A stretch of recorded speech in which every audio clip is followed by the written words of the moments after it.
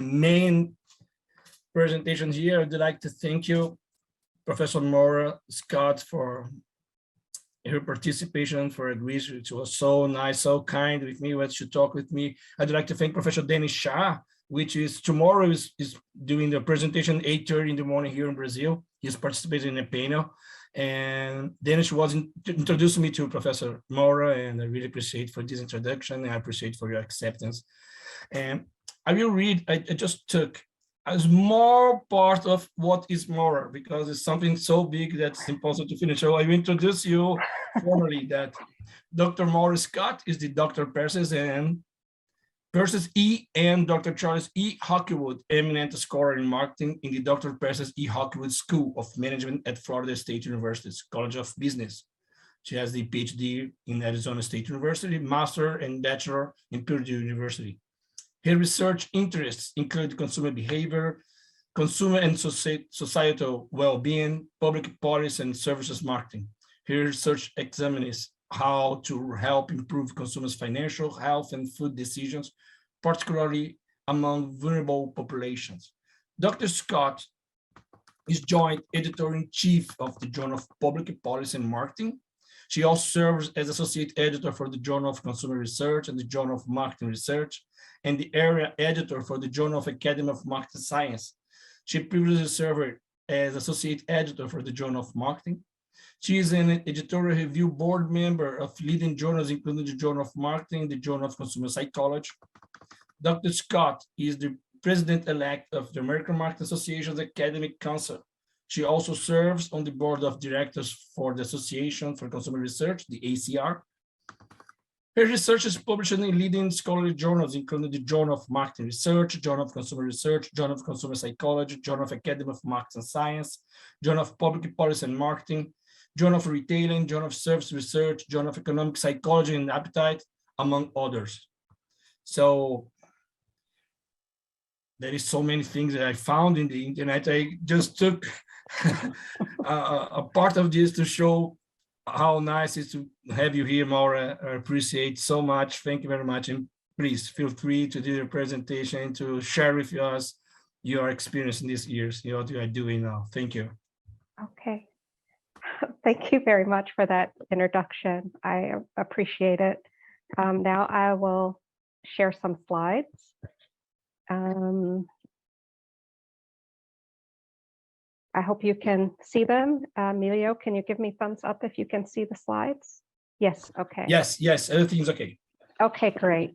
So what I wanted to talk about today is looking at a question of using marketing research to promote individual, societal, and environmental well-being from a few different perspectives. I want to say thank you again for having me here. I'm very honored to be here.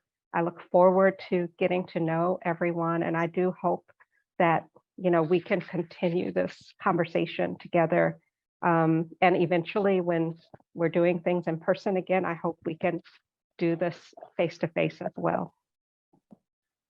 So I'll give just a very brief introduction of some of the research that I have been doing. I want to touch on big picture, some of the grand challenges that we are all thinking about, I think, and the role that we can play as business scholars, how we can move forward collaboratively, and then finally share a bit about the Journal of Public Policy and Marketing. My research, as Emílio kindly described, focuses mainly in consumer well-being. I'm very interested in consumer health decisions and consumer financial decisions, because I feel these two areas, our financial stability and our health, are foundational for anything else we want to do in our life.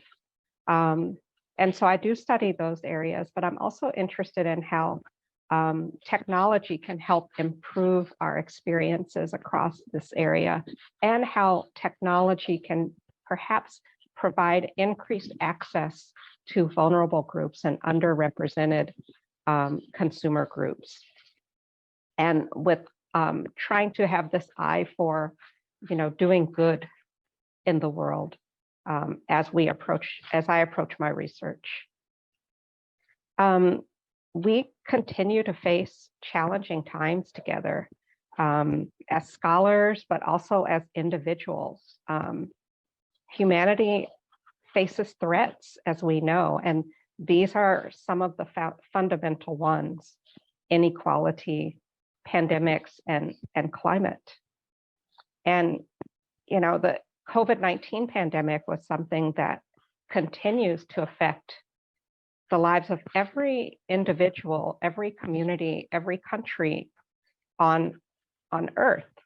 I mean, we know that May of this year, in the United States, for example, we reached a terrible milestone of 1 million deaths attributed to COVID.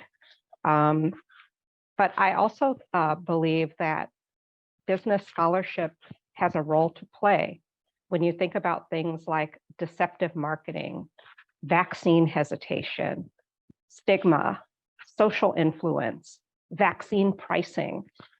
These are business questions that we can help answer as scholars to try to make a positive impact. Around the world, we also, of course, watched and observed the so-called Summer of Racial Reckoning, where we see the world struggling to make sense with how we value and embrace the differences of other people. Not only are we trying to make sense of this as individuals, but of course, brands are trying to make sense of this. Governments are trying to make sense of this. And again, I would say that as scholars, we can bring novel insight to these types of questions. We've also watched around the world, on every continent, crackdowns on human rights as individuals, as consumers work to try to exert their freedom, their dignity, their identity. And, it's so important that we are aware of this as scholars, because this pursuit of freedom, of dignity, is a human right. And at the same time, of course, we are faced with, world temperatures continuing to rise. In the Antarctic, the Conger ice shelf collapsed into the sea. This ice shelf was the size of New York, New York City, just plunged into the sea due to climate change. And of course, we see other effects of sustained drought in other parts of the world. And this can affect things like access to water, access to food, access to supplies around the world. And so as we grapple with these questions, we're also doing it against the background of an infodemic, where we're kind of saying like, well, what is the right information? What is accurate? How can we discern the information that we're receiving? How can we manage and navigate through the large amount of information we're receiving as individuals, as communities? And so the question is this sustainable? We have a lot of different moving parts that we are concerned about as individuals, as scholars in the world. And I would propose that these grand challenges that we're facing also present us with opportunities for change, and that as business scholars, we can play an important role in advancing positive change. And one path forward, I think there are many frameworks that we can use to think about how to approach these challenges. But I think one of them is to look to the United Nations Sustainable Development Goals. So these goals, there are 17 goals that are basically focused on trying to promote peace and prosperity for people and for the planet. And you can see that these are big goals. If you haven't looked at them, I encourage you to do so. You know, these are moonshots, right? No poverty. Let's eliminate poverty for everyone, everywhere.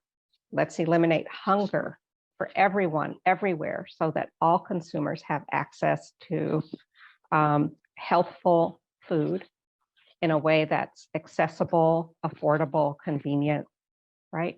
So when you think about even these first two and harken back to the relatively narrower scope that I take with my research, where I say, gosh, you know, wouldn't it be great to be able to tackle consumers' financial decision-making, consumers' health decision-making? You know, we have the skill sets to make dents in these big questions. And I think for marketing scholars in particular, if you look at goal number 12, responsible consumption and production, that could be a marketing textbook title, right? That's really our sweet spot where we know something about it. At the same time, of course, some of the major accreditation bodies in the world are also pushing us to think about these questions. So you can see Equus is saying, you know, they're encouraging business school research that advances societal impact, right? That highlights areas such as diversity, equity, and inclusion, social responsibility, sustainable development. And AACSB has just recently added a new standard. So this is, you know, just a couple of years old, saying, you know, we need to have engagement that impacts business and society, that we need to create and transfer knowledge and inform policy and public understanding using, and Emílio talked about this, real world problems, right? Getting in touch with practice, getting in touch with government to help improve society. And so this is our charge. And I think that there are many ways we can approach this. One of the areas that I've been working in recently is looking at diversity, equity, and inclusion. I have a recent curation in the Journal of Consumer Research that might be of interest if this is something that you're interested in, where we looked at the type of work that has been done in the past and present a set of research questions that we could consider moving forward in the future to tackle the big questions in this area through the lens of consumer behavior and consumer psychology. Another paper that I'm very excited about is something called From Anxious Spaces to Harmonious Relations. The point behind this is that, you know, perhaps we can use our spaces, you know, the marketplace, that's our space as business scholars, to create context where harmonious interactions can occur among people who have differences, right? In this case, we looked at interracial marketplace interactions that could be harmonious, and what could we leverage from our knowledge of consumer psychology to advance this important goal. We also look at this consumer-based strategy lens, saying, you know, when you think about these goals of the Sustainable Development Goals from the perspective of the consumer, how can we advance these goals that are laid out? Prosperity and economic well-being, personal well-being, societal well-being, environmental well-being. So can we leverage these goals to advance future research in consumer behavior and consumer psychology? As co-editors, Kelly Martin and I conducted a survey among the editorial board, review board members, some members of the policy community, and other broader members of the marketing community. And we asked them, you know, thinking about the future, what are the most crucial topics for marketing and public policy scholars and regulators to address? And so this was really fascinating to us. Responsible consumption and production was something that came to the top, health and well-being, poverty and financial decision-making, reducing inequalities. And so you can see that these areas that are on all of our minds, that we're all worried about, these grand societal challenges, are the ones that are also being identified as the most crucial topics for us to study in our research in the future. I also wanted to point out that there are some wonderful movements happening in the academy, in the global academy, to try to tackle these. And one of the ones that actually stems from the management community that has also been embraced by marketing is RRBM. So that's Responsible Research in Business and Management. So I'll just touch on that briefly.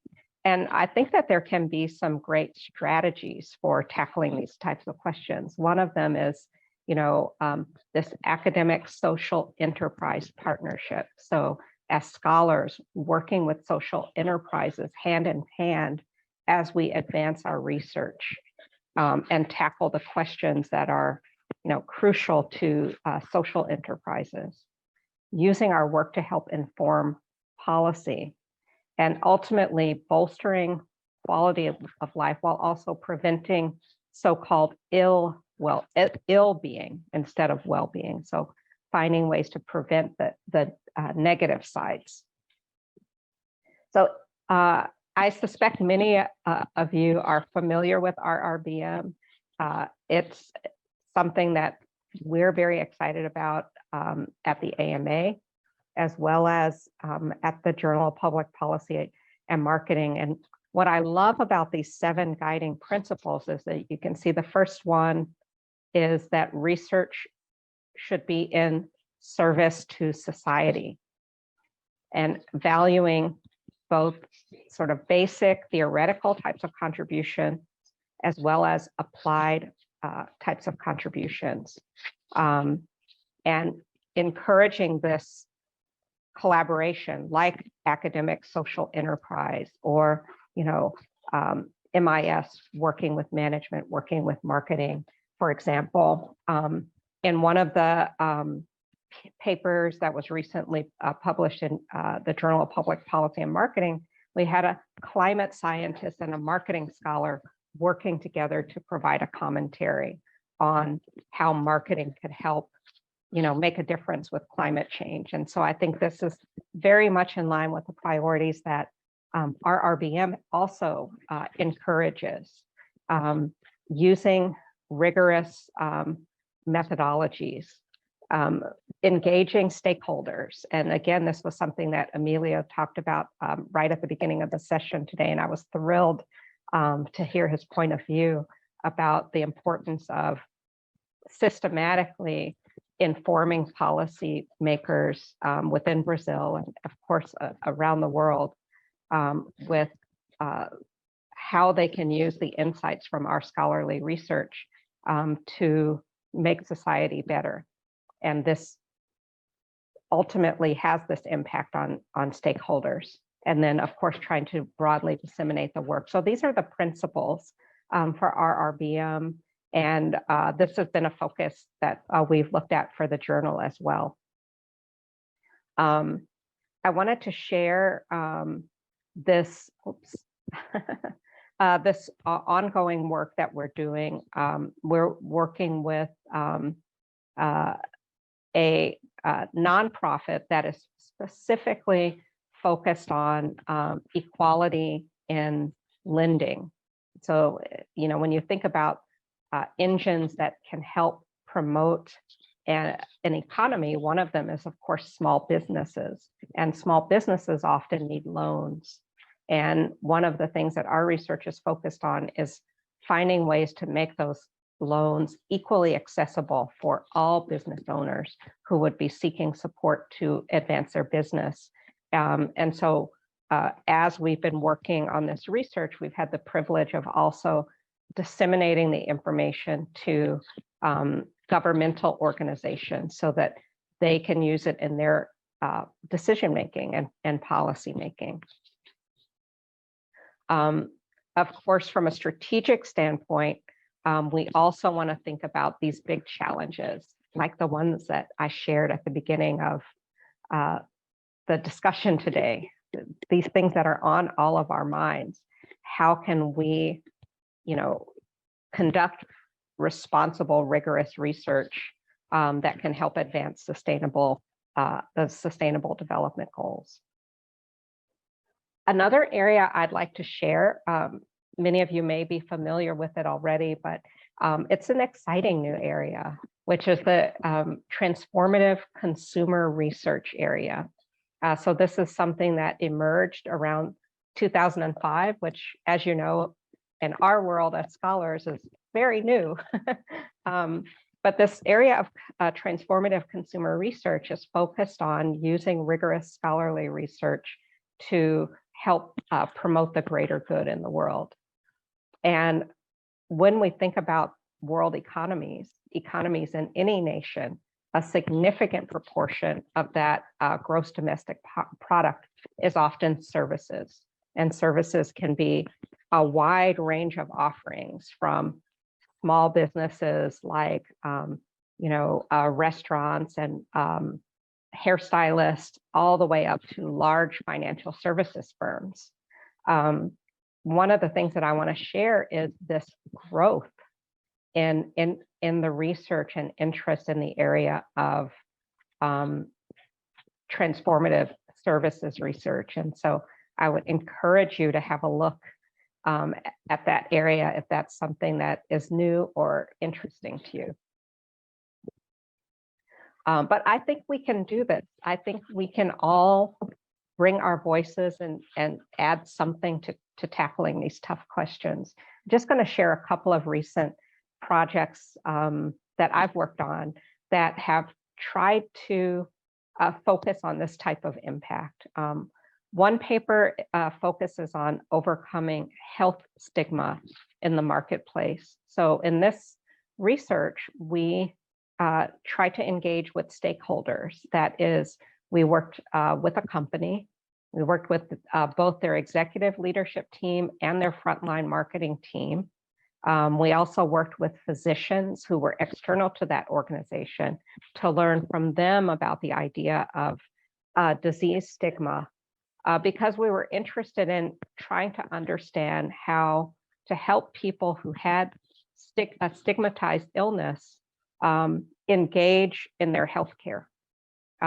Because we know that to the extent that patients engage in their healthcare, this will lead to better health outcomes, lower healthcare costs, et cetera.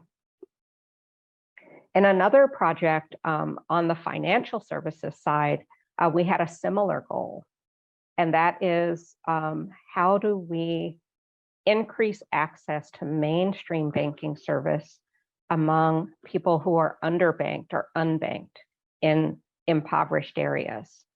And so there we were able to work with a financial institution that was bringing a bank branch into a poor area and conduct some field studies to understand how to best satisfy the needs of those consumers in that community.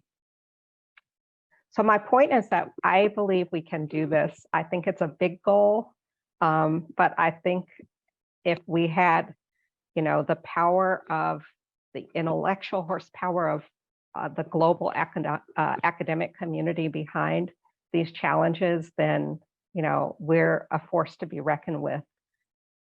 I'd like to shift gears now and then just very briefly share a bit about the journal where I serve as joint editor-in-chief, the Journal of Public Policy and Marketing.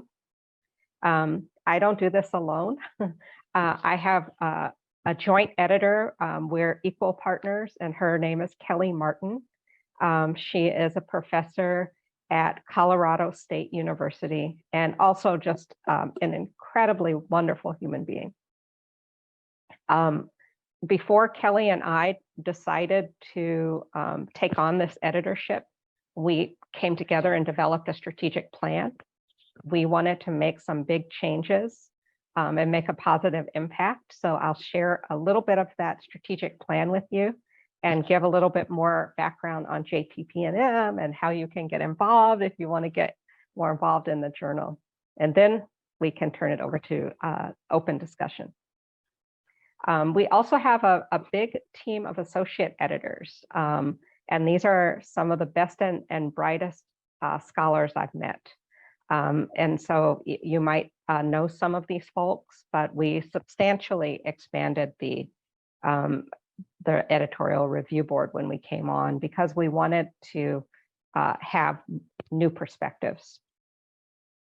So JPPM is primarily interested in this relationship between marketing and the public interest. So marketing and business topics that can help inform business and government are a great fit with the journal. And so, you know, papers that are explicit about how the work advances knowledge in the area of marketing and public policy is going to be something that we're going to take a very close look at. So our strategic vision was that we could have our greatest impact by being inclusive, and that this would help to heighten the impact and stature of the work coming through the journal. So our first pillar in our plan was to continue the journal's focus on topics that make a difference in the world.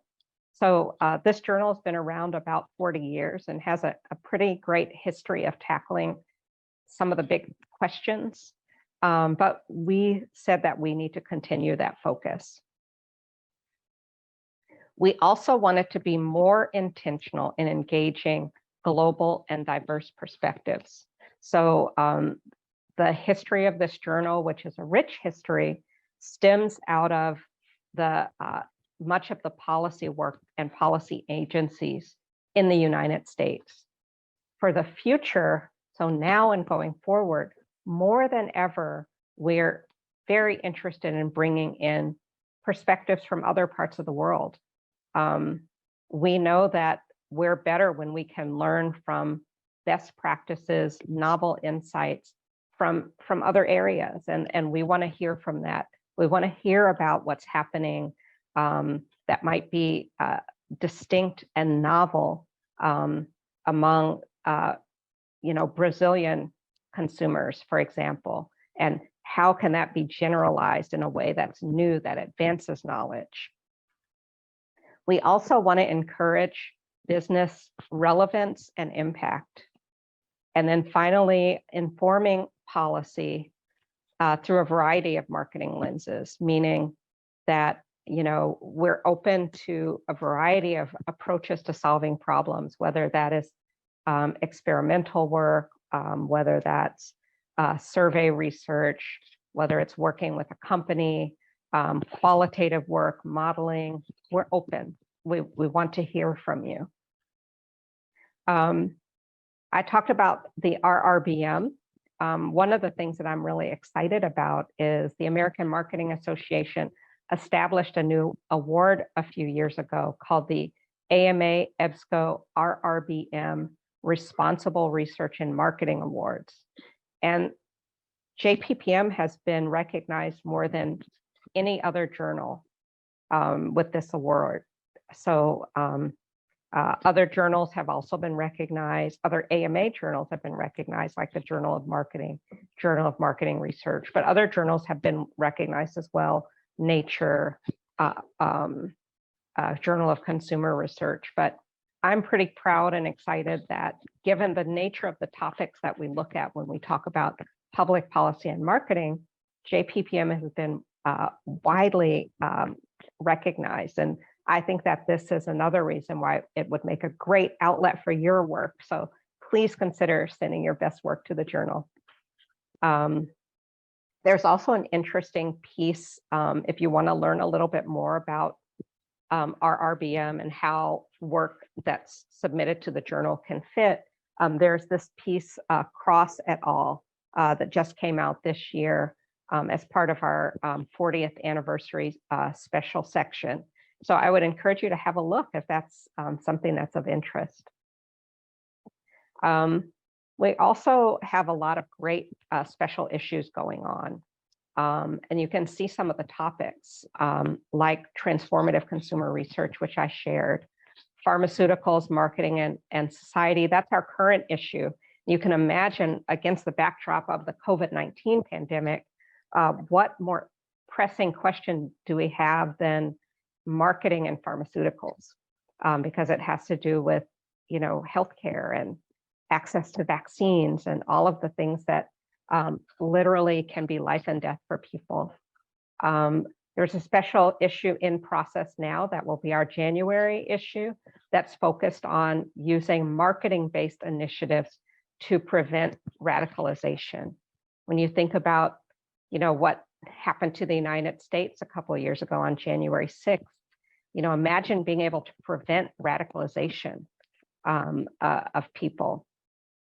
And we have this one that's still open. So if you're doing any work in the area of, the peace process, sustainable well-being, or ending war and hostility, this special issue will begin accepting papers in January. So please consider sending your best work to that one. But even if you're not focused on the special issue topic, we also have openings for regular papers. So you don't have to send your paper to a special issue. Just send your best work in if you think it more broadly fits in the area of marketing and public policy. This is the commentary series. One of the things I'm really excited about is that our journal was one of the first in marketing to have a special section on the COVID-19 pandemic. And you can see that it's tackling some big questions, looking at things like race and the disproportionate impact that the COVID-19 pandemic had on some consumer groups, what the pandemic meant for access to food among people experiencing food scarcity, the role of consumer privacy, the broader role that climate change had on the pandemic, and what marketing can do to tackle climate change. Lots of interesting topics and a great research agenda. So as you're thinking about future research topics, there's some great future research questions baked into that special issue. The transformative consumer research issue focus on the Sustainable Development Goals, and you see that it's looking at things like political polarization. It's looking at things like subsistence marketplaces, as well as topics like understanding the refugee experience and from a services standpoint. As part of our strategic plan, I mentioned wanting to engage global and diverse perspectives. We are interested in increasing the representation of perspectives from outside of United States and North America. We've focused on having a more diverse leadership team. So you can see that almost half of our associate editors are women. This is a significant uptick in scholars from outside of the United States. And we have made similar increases with the ERB. JPPM has always had a great representation of women in terms of being active in the journal, and we intend to continue that. We're happy to provide workshops on how to get engaged with the journal. So if that's something that at a later point you'd be interested in, like a more hands-on journal engagement session, that's something we'd be delighted to discuss. I mentioned that one of the great things about JPPM being an AMA journal is that we also have the AMA developing web-based content, publishing it in the practitioner piece of it, the marketing news, in addition to having the work published in the scholarly journal. This is one of our leading young scholars in the community, Jessica Vredenberg, and she has put together a tutorial. This is on that website, ama.org/jppm, on how to disseminate research. So she has basically put together a master class on getting your research out to consumers. And she's been very, very successful with this. So that's free and available on the website. And if you are looking for tips on how to, strengthen the dissemination of your work, watching Jessica's brief video, I think it's about 10 or 12 minutes, might be something you find very enriching.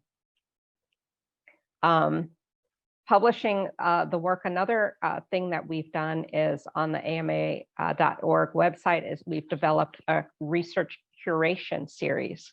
So this is pieces that are published on the website. And so if you think that you have a topic around public policy that would make sense as a research curation, do reach out.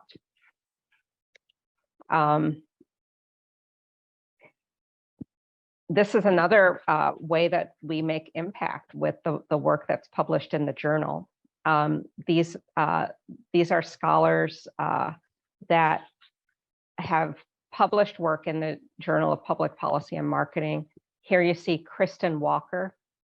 She's a professor in California, and she's presenting her work to a US government agency, right? So this is the US Federal Trade Commission on privacy.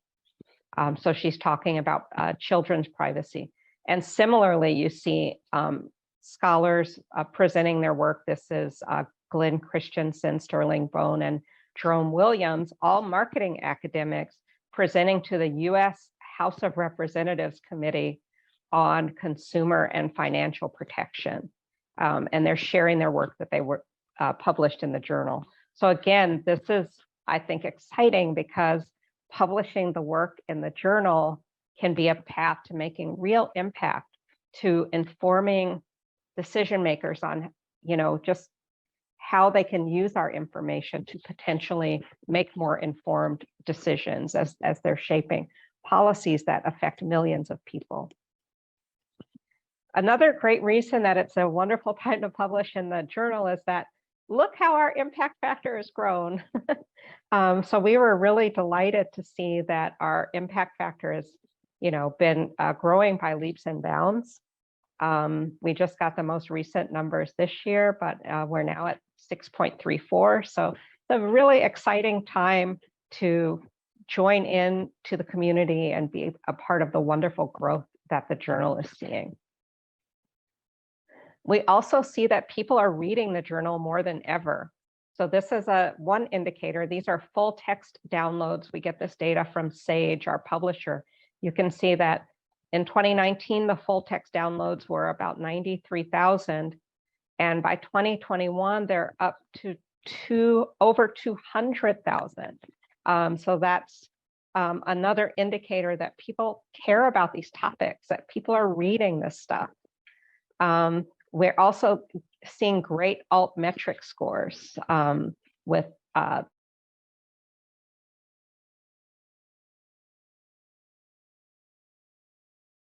editorial that I would share if you're interested that talks about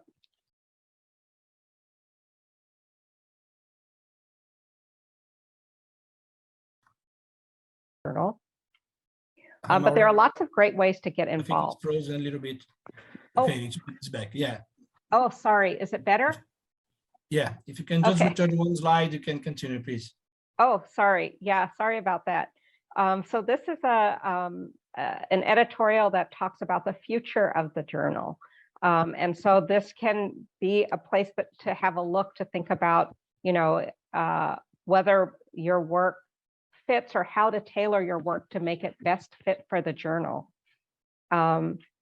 And then finally, in terms of ways to get involved, this is a very welcoming community. I would say it's a very special group. And so one way to get involved is through the Marketing and Public Policy Conference, which happens annually. It's an AMA conference. part of that conference also includes a junior scholar symposium, which is very communal, very supportive. It's a great way to get involved. If you become an AMA member, then you can also join as many special interest groups as you'd like. And one of them is the Marketing and Society Special Interest Group. I would encourage you to get plugged in with that community. The Transformative Consumer Research community is another great way to get involved with the community. One thing that I'll share is that the TCR community offers grants annually. These are typically relatively smaller grants of between $500 and $1,500 US to support relatively early in development that is tackling these big societal questions. And so consider applying for those grants. And especially, I would say, if you're a doctoral student, the community is very interested in supporting the next generation. And so I've seen many doctoral students win these grants. It's not only for students, faculty can apply to, but I've seen many students be successful in getting the grants. You could consider a special session at AMA where you would propose maybe a team or collection of papers in one session. So you might have 3 different papers by 3 different or 4 different research teams and propose that as a session. And then at JPPM, we also have a reviewer trainee program. So especially for junior scholars, if you haven't done a lot of reviewing before, this can be a great way to get involved in reviewing. And if that's something that you think you'd be interested in, you can look on ama.org/JPPM. And there's a place to sign up there. And if you have questions, you can, of course, if you can't find it there, reach out to me. So that's what I wanted to share about the journal. In sum, I just want to say, yes, we have big challenges that we're facing, but I think there's a lot of opportunity to help make a change. And I think together we can do that. We can do our small part as scholars to help make the world better. So again, thank you so much. Now I'm going to take the slides away and we can talk.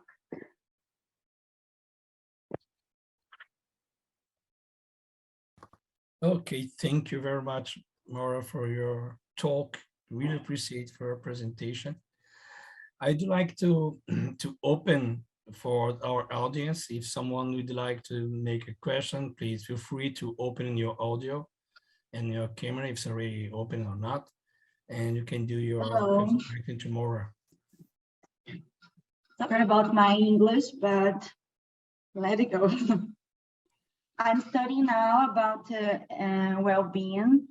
My master's degree, I study about consumer vulnerability, about food and information and package. And I'm sorry, but I go on. So now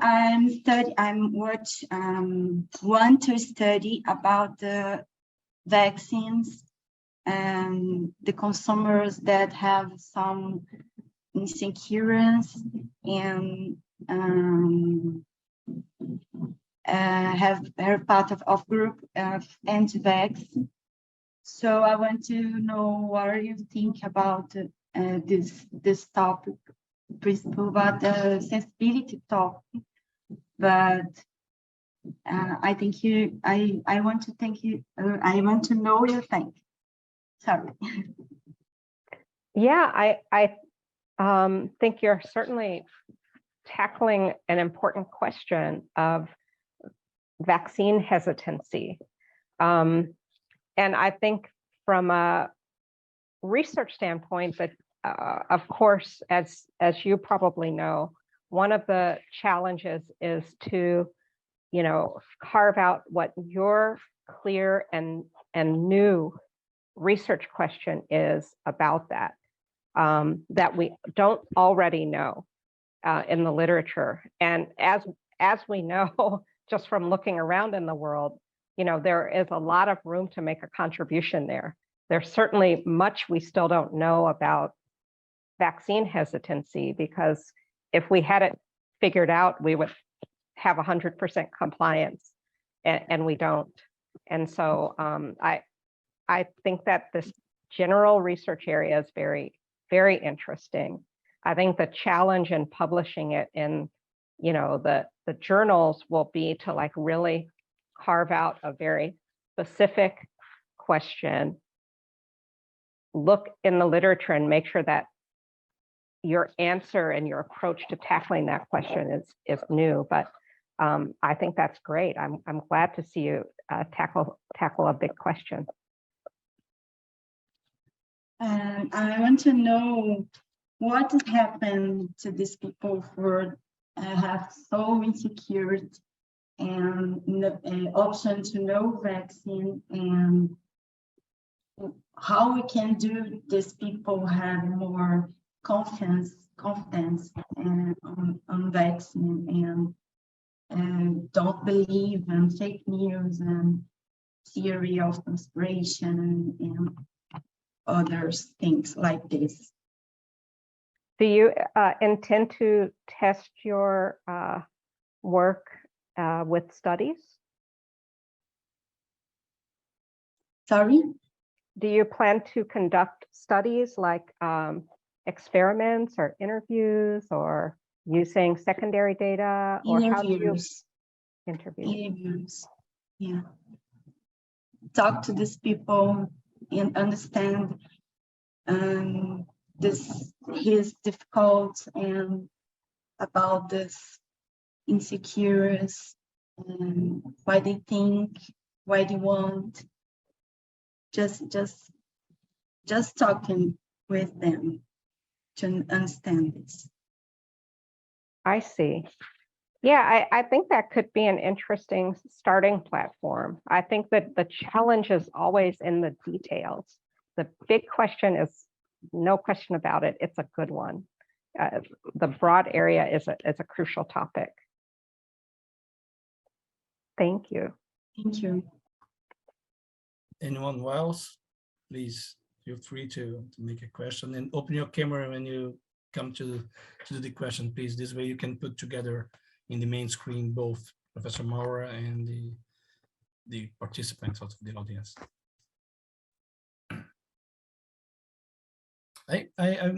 People are a little shy, so you do some question now. Maura,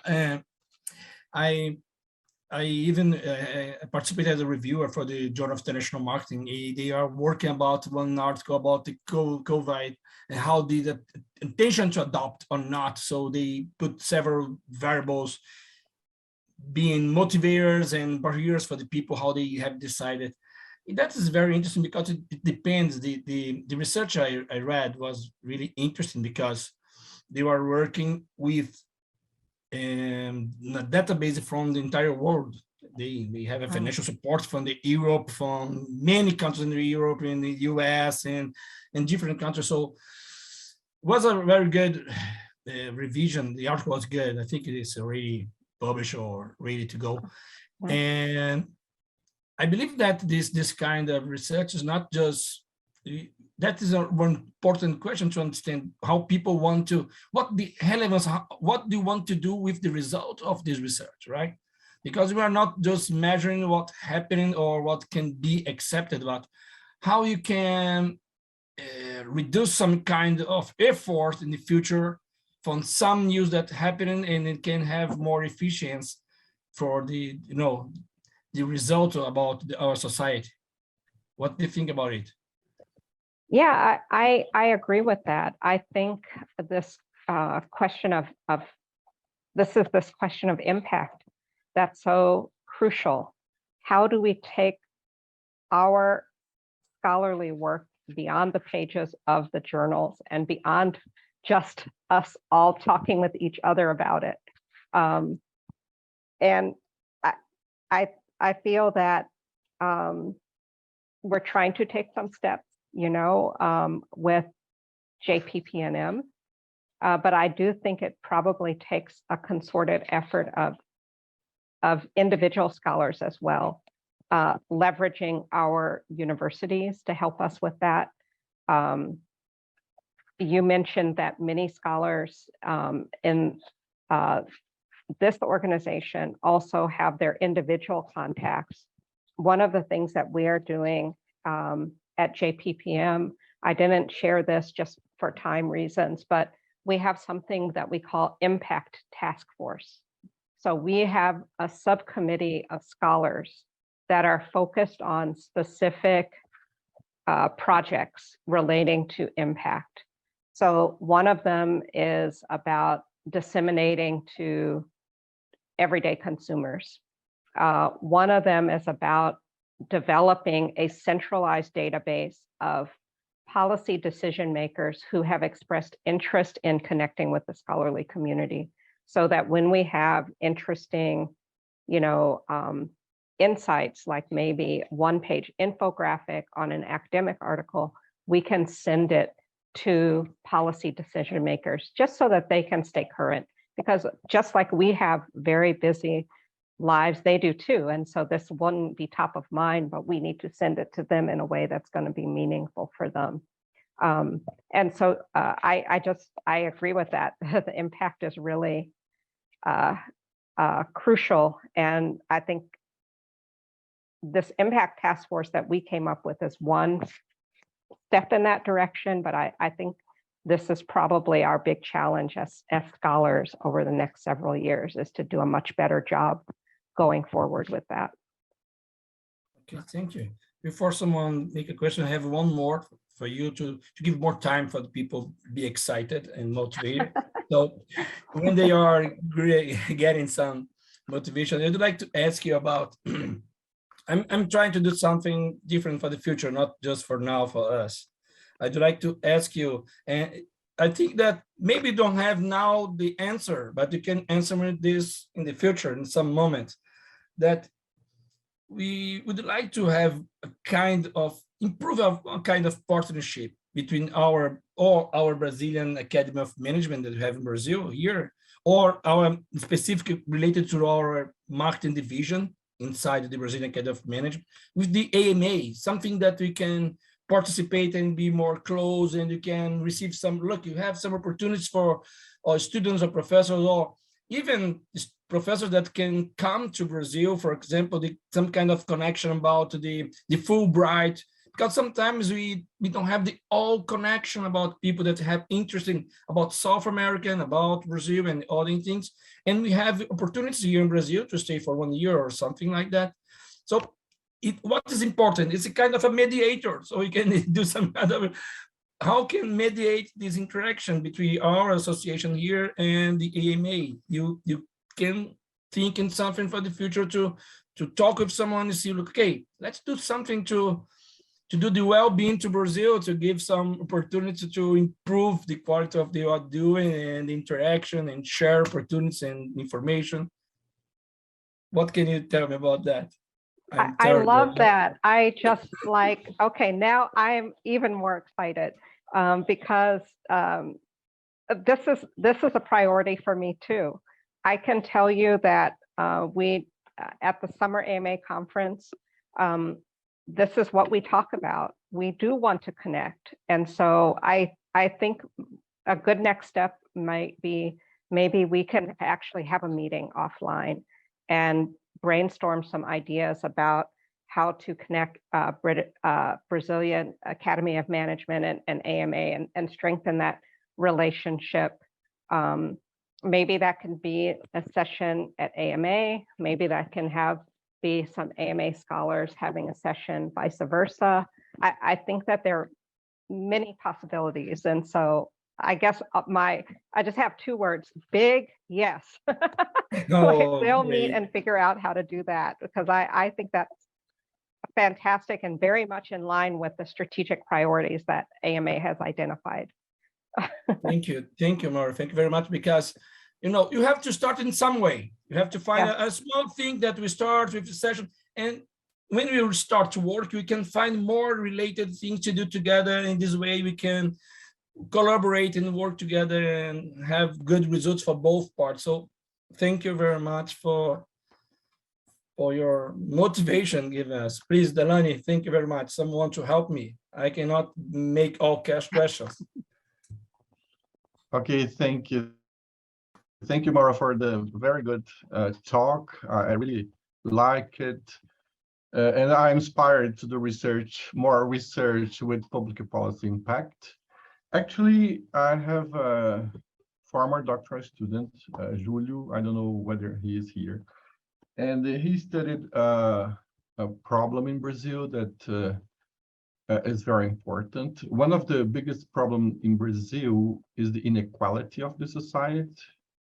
We have a lot of poor people, small, medium class, and some very rich people.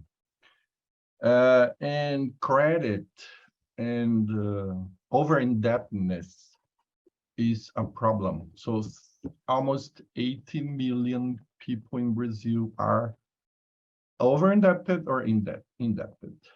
And one of the problems in this, a problem that is systematic, it belongs to the system, is that it's very easy to get credit. So if you have an app of a bank, the message comes very instantly when your bank account balance sheet is not positive.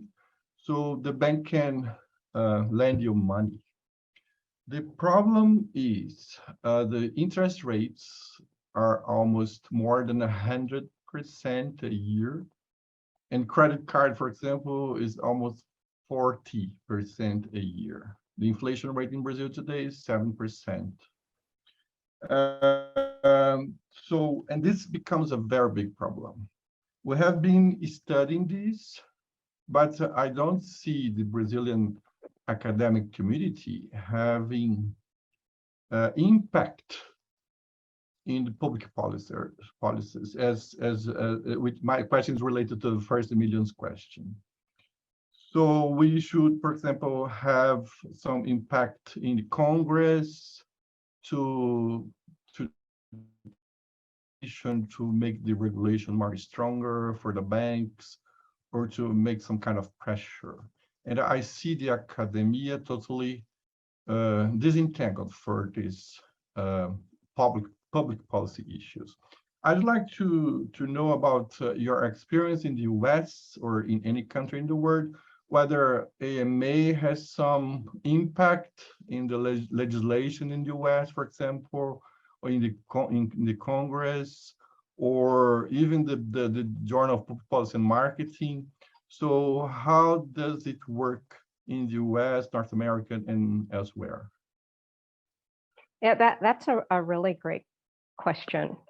So that there are a couple of pieces of what you said that I would love to talk about. First of all, I think, so the AMA is not political, and so it doesn't take any kind of political position or try to tell a government agency like, this is what you should do. Instead, it is a little bit more nuanced to say, here is what the research says. Here are some implications of this research, and you should be aware of it, and kind of stopping at that line and not trying to sort of say like, look, you're being really unfair to people, and it's important to protect them because of these. What we can do is talk about implications, like, well, based on our research, we know that, well, I'll give you a good example. So one of the papers that we published worked with this bank that was in a community that is underbanked, meaning that many members of the community did not have a mainstream bank. They don't have a bank that's offering regular sort of reasonable interest rates that someone could reasonably pay back. Instead, they were often going to check cashing places or so-called payday loans or pawn shops. And these are organizations that are very basically have predatory lending rates. You know, they have very high interest rates, perhaps not as bad as what you described, but very predatory. And so what we could show from our research is, look, banks have been nervous about going into these communities to establish a bank because they just weren't sure how to approach this community in a way that could be a win-win, that can be beneficial to the community so that they don't have to pay such high interest rates, that they can establish a relationship with an established financial institution and establish credit. But it also needs to be profitable for the bank. I mean, the bank can't go in and establish a new branch as a charity. And so finding a way to strike that balance so that it can, you know, they can approach these customers in a way that makes them loyal to the bank, makes them want to repay, you know, the loans on a regular, consistent basis, so that there can be a healthy partnership between the financial institution and the consumer, has some implications for policy, right? So what that can mean is, gosh, if this is something that's going to be better for consumers in the long term, in terms of that consumer and that community being able to engage in wealth building, then, you know, perhaps government could have a voice in that and could, for example, establish programs that support banks that try to move into these communities. We're not telling government that that's what they ought to do, but what we can do is say, like, here are some implications if these types of policies were enacted.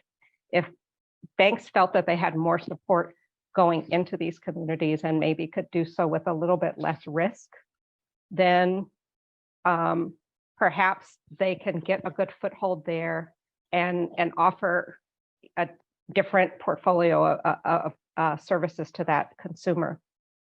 So that's sort of, I guess, the way that we would try to inform policy. Secondarily, you talk about this sort of distinct area that you're studying, which I think is such an important one.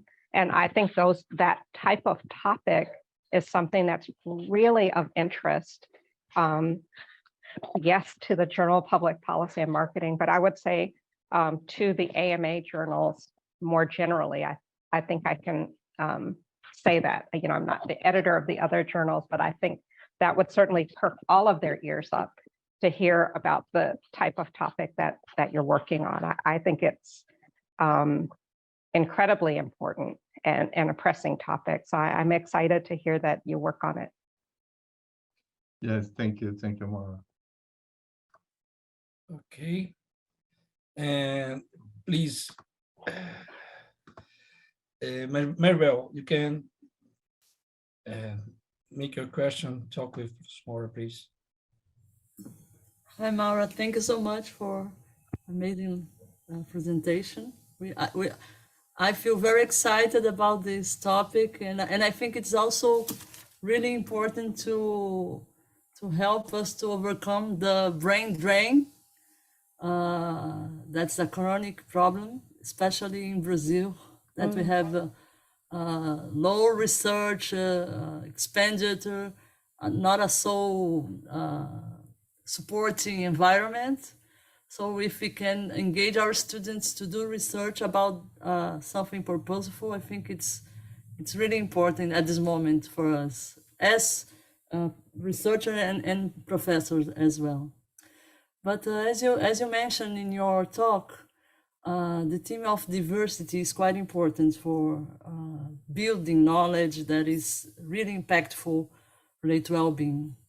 And considering different countries and perspectives, I think language is an important barrier. So my question is there any specific project related to accept different language and how to overcome the language barriers to improve participation of different countries and realities in JPPNM? So this is... Yeah, thank you for your comment and question. So let me make sure I understand what you're asking. So are you saying that a research topic would be focused on the role of language barriers in sort of like diversity, or are you saying that language barriers can be a challenge for publishing in journals? Yes, the second, especially the second. But the first one is also seems interesting as well, but my point is more related to the second point. How can we overcome these barriers and to make this diversity more effective? Yeah, I think that this is a challenge. This is something that we see in the journal as editors, meaning that a lot of times what will happen when a paper comes in is one of the two editors will look at the paper, and the fact is we're a global scholarly community, even though the journals in English, for many brilliant scholars, English is not their first language. And so, how do we navigate this? And I think there are a few kind of like practical ways to think about it. One thing that we've been doing, because we don't want to miss out on a really good paper over something like language barrier, like it's a great idea, but maybe it isn't being presented in a way that's very fluent, that would be appreciated by the reviewers. So one change that we have made is we've done something called like reject and resubmit. And the reason we're doing that is because we don't want to lose, scholars. If that's the only problem with the paper, then we'll say, yeah, well, maybe it will require like professional copy editing. And I know that that's not cheap too. I mean, that's also a barrier. All of us as scholars are on budgets. And so other strategies that I have seen, and this is actually one of the reasons why I think more cross engagement in terms of scholars coming to your conference, scholars from this conference coming to the conference, is making those co-authorship connections where maybe there can be a co-author who part of it is like, I would say language fluency. And then I think even within language fluency, there's like journal fluency, right? Each journal kind of has its own sort of like language norms, nomenclature. And so sometimes bringing on a co-author that might have that experience with a given journal and could say, hey, I see what you're saying, but in this community, this is how this is expressed. Sometimes it's just construct labels, like one community calls a construct one thing, another community embraces a different label. And so I can say Kelly and I as editors are very sensitive to this question. And whenever we can, we want to give authors the benefit of the doubt, but it's tough, and I do think though that the more connections and sort of maybe multi-country teams that are involved might help as well. What do you think about that, Maribel? I totally agree. And I think that is quite important, that sometimes, especially when the paper comes from a country that is not English native speaker, that you consider that, and the editorial process kind of waits until the end to pressure the editing reviewing, for instance. I think that could be quite useful, because you can go and at the end you say, okay, now you need to do the final revision, and it's really important that you present in a better format. Even though the entire process is different because you are not so fluent in the language. Another thing that concerns me is that some journals recently, because they are worried about data quality, and I totally understand that they're concerned, they are requesting, for instance, that you translate the entire data, the fields, that you do the translation and then you present when you're doing, for instance, qualitative research, this is amazing work, like translate all my interviews to English and present and this kind of thing. And this is the kind of barrier that I understand that helps to improve quality in terms of transparency of the research process, but at the same time it creates a huge barrier for the international community that is not English, is not interviewing English, is not doing the entire research in this type. But this is my main concern, is that if this kind of policy gets enlarged, I think it will be harder for us to publish in English. Yeah, I hear you there. I wasn't aware of this requirement with qualitative work, and I know that one of the challenges that we face as scholars is that, we're moving to learn and the expectations are moving right along with us, and sometimes we're chasing them to keep up. Yes, I do understand that. In terms of this specific question, I have to hope that maybe going forward there can be some technological solutions that might be able to help with that. But it's, I think, around the world, and especially in contexts that are not English speaking, this is certainly a challenge. Yeah, I'm sorry, I don't have a clear answer, but I can understand. It's a hard question. But thank you so much. And I think this is the kind, thank you so much for coming in this presentation, because this is the way we create these bridges, overcoming language limitations. So I know that this problem is not easy to tackle, but we just need to think all together. So thank you so much. Thank you. Thank you, Maribel. And please, Danny, you can make your question. All right, thank you. Thank you, Maura, for your presentation.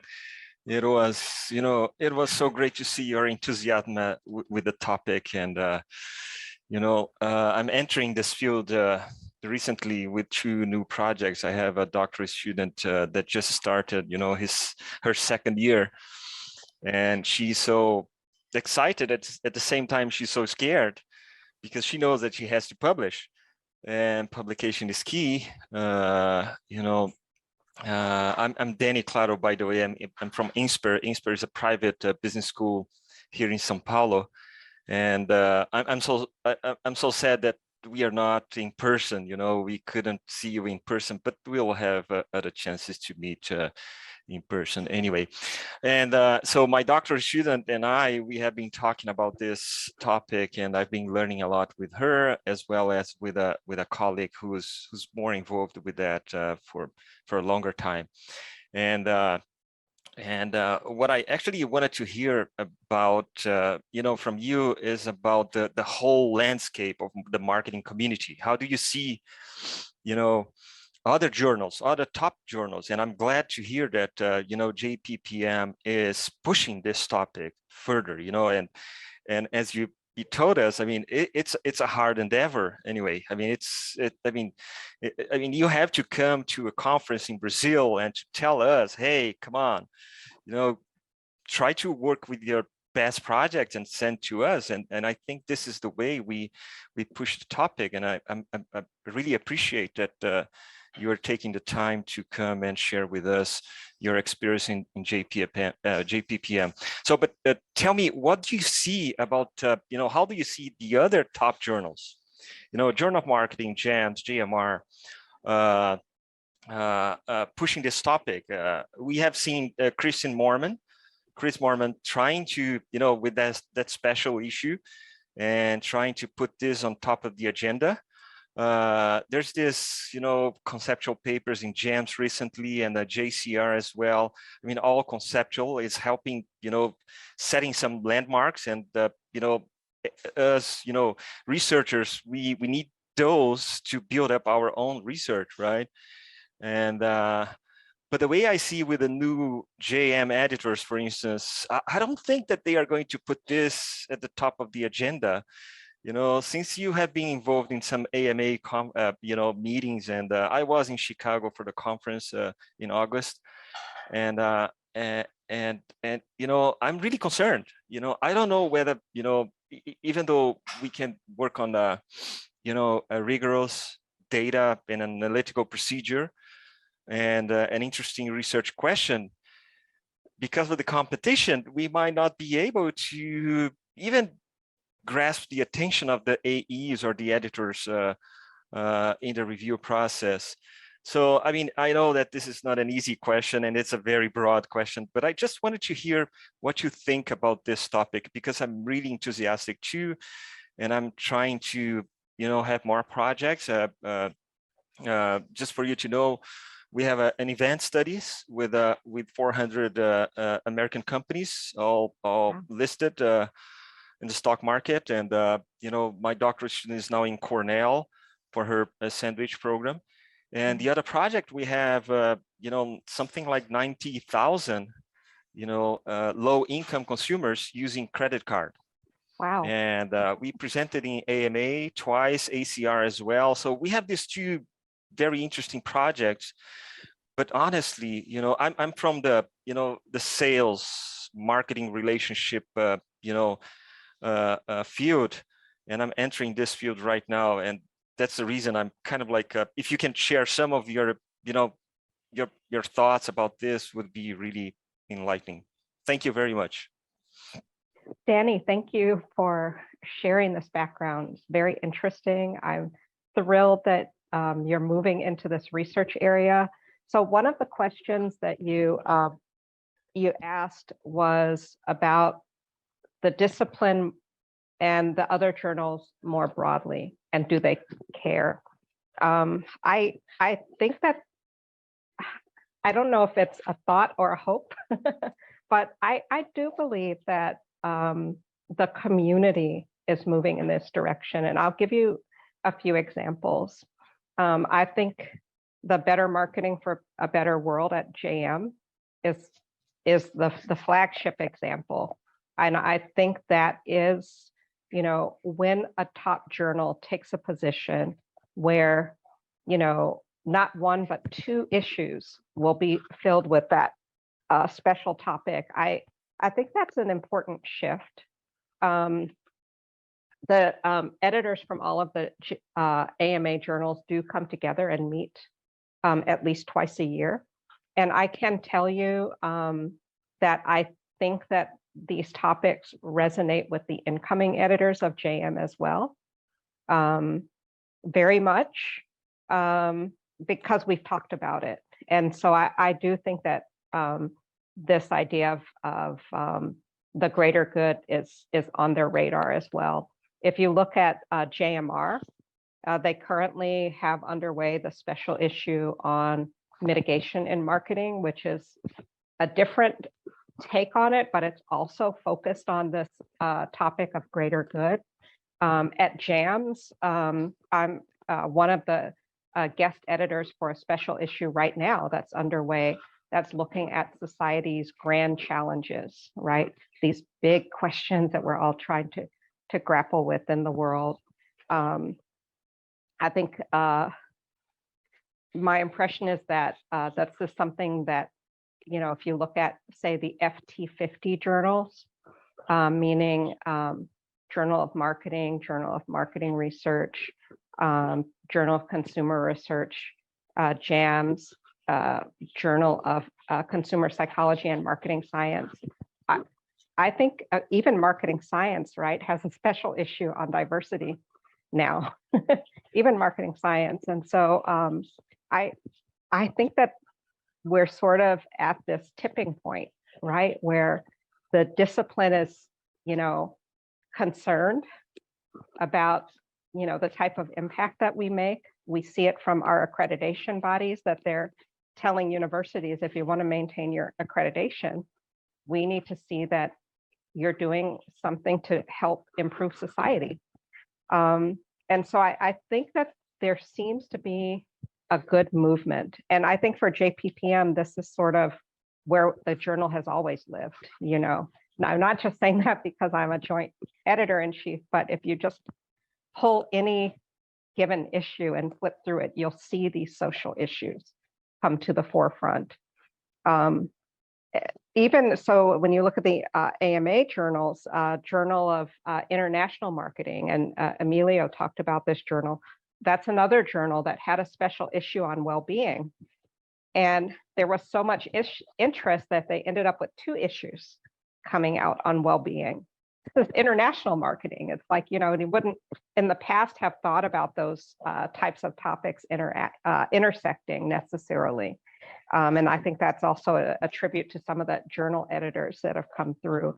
And so I personally think the future looks bright for a focus on a continued and sustained focus on these topics. And so I can tell you many of my PhD students also work in this area. And I think that this can be an area to build a career, because I mean, think about all these issues that I kind of shared at the beginning of the talk around inequality, around, you know, health and pandemics, around climate change. None of those are going down at the moment. And so I think that is our sort of like call to arms to say, what can we do to help? Because it's sort of at a point where, you know, our survival all sort of depends on it, I think. But again, that's one person's perspective on this. You could maybe ask 10 other people and get 10 other answers. I'm not sure, but that's my belief. Yeah, all right. I'm sorry, I didn't want to make you uncomfortable, but I really wanted to hear your opinion, and I'm glad to hear that you see really this momentum, right? This you know, it's a joint force in the end. I mean, all the editors, they have to be concerned with that, because I can assure you, here in São Paulo, we have a lot of contacts with companies, even American companies operating in Brazil, and ESG has hit them, and they have to do things about it. It's not only like, you know, Kelly Martin is in privacy. I mean, privacy issues is also an issue, but I think about the environment in Brazil. Environment is so critical. You know, I mean, we have the Amazon forest, and everybody outside Brazil loves to, you know, throw a rock on that you know, glass window. So, and companies are operating here being a little bit more concerned about the environment, not only because of the forest, but because, you know, is the waste, you know, the trash, where do you, how do you handle that, you know, for companies? So, I mean, ESG, it's present, and I think I'm glad to hear that you see this movement in the academia, because in the academic, you know, environment, because I've experiencing this talking to, you know, executives in large companies here in Brazil. I mean, it's their concern. It is definitely their concern. Well, it's a great time for you to collaborate with them, I think, on tackling those problems. And I mean, I think that, and I'm sure you know this, but at least for some of the students, you know, tackling these big problems and being able to make a dent in them is a contribution. And that's the big barrier, right, to getting through the review process. It's contribution. You know, a lot of other things can be addressed. Okay, can it be more rigorous? Yes, you can fix that, but it's, can you make the contribution? And I think it's, in my view, tackling these big problems in a way that's novel and substantial. I mean, that's the contribution. Yeah, right. Okay, so so tomorrow at 8:30, I'm gonna give a presentation about one of the projects. I mean, you're invited. I mean, I would love Thank to have you there, you. and I can make it in English if you are in the audience. Maybe Emílio can share with you the timestamp for that. But thank you very much for your presentation again, and you know, coming and sharing your experience and what you and Kelly are doing in the JPPM. Thank you very much. My pleasure. Thank you. Thank you, Danny. And I'd like to, anybody else have some questions? We still have 10 minutes if someone would like to make some questions to Maura, please. Let me see here, because I invited someone to help me in the screen here organizing, but he's not working. I will not pay to you, Delaney. So Emílio, I have another question. I always have questions when the presentation is interesting. I always feel excited. So if I can do another question. One thing that comes to my mind, Maura, and comes also from my experience, is that when we are talking about sustainability, well-being, and transformative research, especially in a country like Brazil, when we have a lot of things going on and a lot of problems occurring, we always think about trade-off, like I will spend more time doing action in the field, like transforming people's lives, or I will stop and write a paper. So this kind of trade-off is quite important for the ones really interested in changing reality. So my question is, do you have an example or a kind of a research that you consider do both, like action research, methods, or even papers that you consider that can be inspirational for us to solve this trade-off? You know, like you can do both and try to do both, and action research is something that comes to my mind, but I'd like to hear you if you have any other ways to deal with this dilemma. I'm so glad you brought that up. So there's actually a really wonderful paper. I'm going to put the link in the chat for everybody. In our journal, we each year give a best paper award. And so the best paper award is called the Thomas Kinnear Award. It's named after the first editor of JPPM. And so this most recent paper, I see they've not updated yet.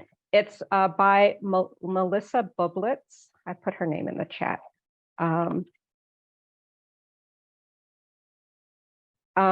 And she works with a food bank, right? So the research is this academic enterprise solution, right? It's like you talk about action research. So what I love about this paper is that they specifically looked at novel interventions to get access to food to people during the pandemic who were either poor families or the elderly, in new ways to shift behavior toward healthy foods, low processed foods, as opposed to high processed foods. And they worked with the agency who was enacting some of these solutions in real time. And they were able to use some governmental interventions. So in the US, a popular nutritional intervention is called My Plate. And it's about looking at the plate like a picture and emphasizing vegetables, et cetera. So this is one of the few My Plate food banks in the country. So they were able to incorporate this policy perspective in it and then inform and report back how they've used it so that that then can be translated to other food banks around the country who apply for similar funding. And so one of the reasons, it's a really beautifully written paper, but one of the reasons I think that it was so received and the reason it won the award is because it had all of these puzzle pieces, like what you're talking about, like having some direct impact on stakeholders, working with the agency, informing policy. It was like sort of doing all those things. And so one of the things that was really cool was in August at the AMA conference, the winners had a chance to present their research, and they had their practitioner partners at the conference sharing with academics about the research process as well. And I think that was so enriching just to all of us there to hear from, you know, this sort of mixed team of scholars and people working at a nonprofit, but working through the lens of policy. And so I think that this is one formula for really, you know, high impact work.